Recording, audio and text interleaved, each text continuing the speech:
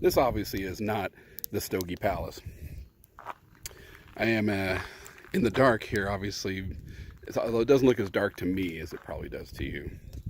But I'm out here doing the next thing I like as much as cigar smoking, and that's camping.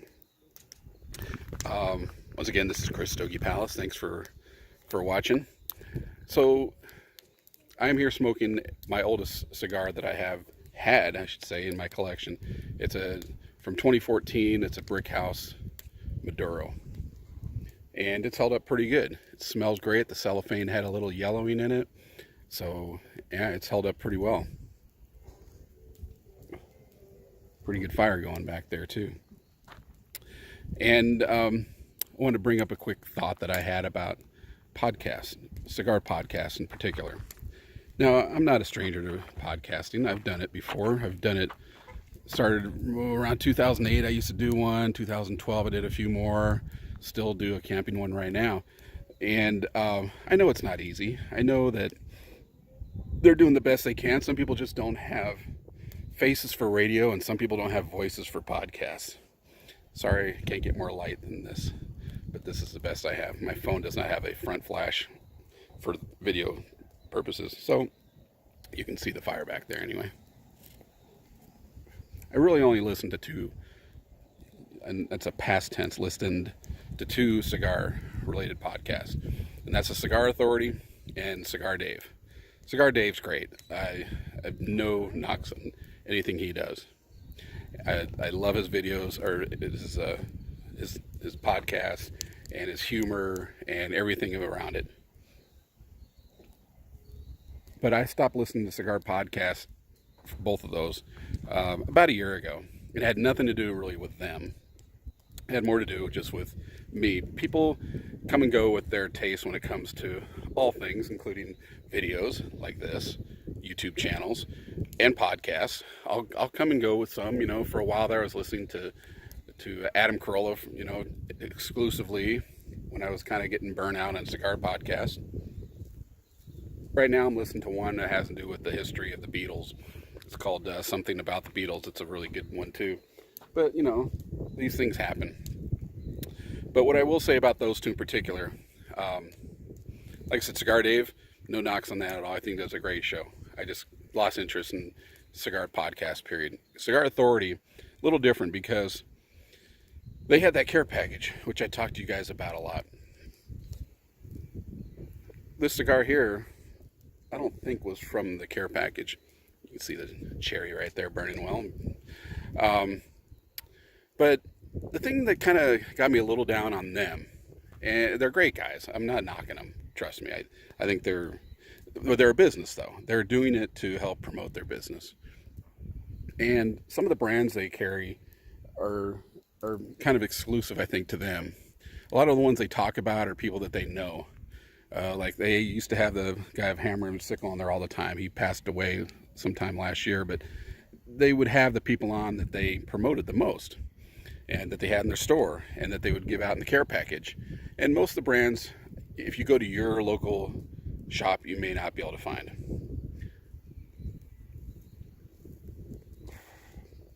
Hard to say.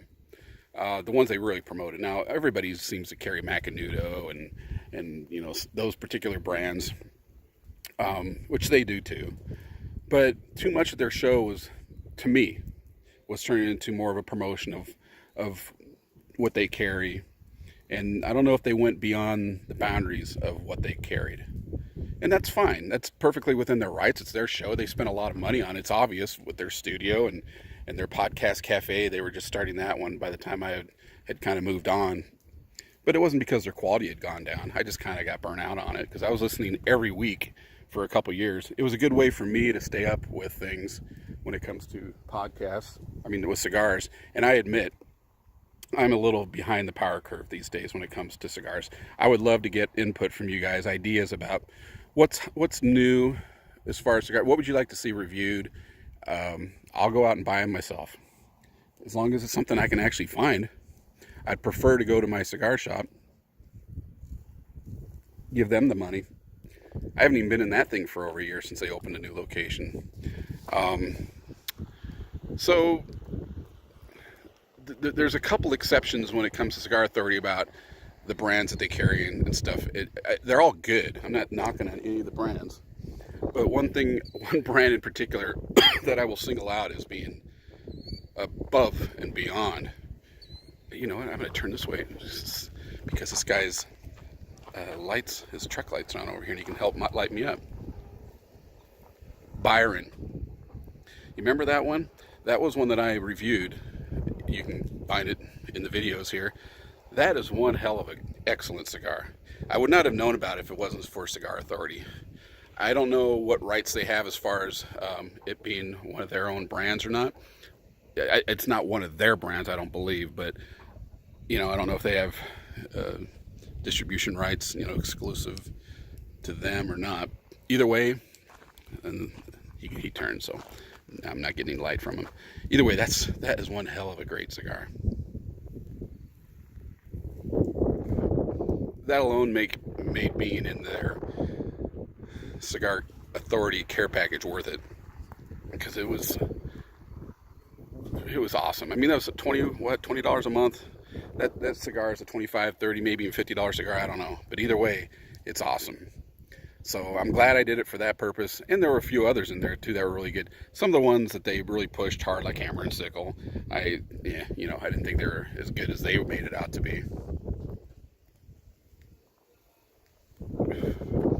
Anyway, I don't do a cigar podcast only because, well, a lot of reasons, but the people who do them do a good job. Now, granted, I have tried listening to other cigar podcasts besides the two I mentioned, and they're okay. They're not spectacular. Doing that kind of stuff is, like I said, is not easy. There's plenty of stage fright involved, even though you're maybe sitting in a room by yourself, and it's going to go out later. And how many people really listen to? How many people really even watch these reviews? Well, more than I thought would be watching my reviews, I'll tell you that. And I'm sure a lot of people, they must have, you know, a lot of subscribers for Cigar Authority and Cigar Dave. I don't really know what their numbers are, but just something that crossed my mind lately. I'm out here in the middle of nowhere by a lake, by a campfire, and I had a few minutes, and I thought I would check in with you guys. I've never made a video like this before for Stogie Palace. I hope it comes out okay. I hope the audio is not full of wind. It's too bad you can't see what I'm seeing. There must be windmills in the distance. I see red lights blinking all over the place and dodging thunderstorms today.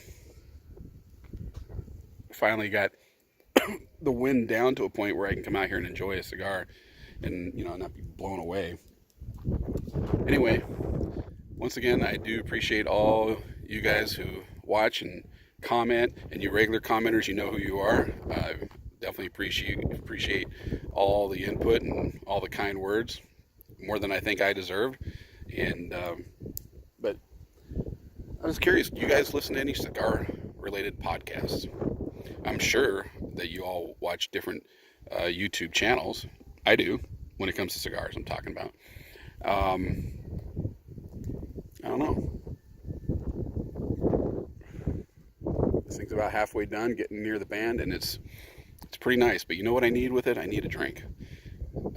Get a little parched sometimes, smoking a cigar and not having something to drink on.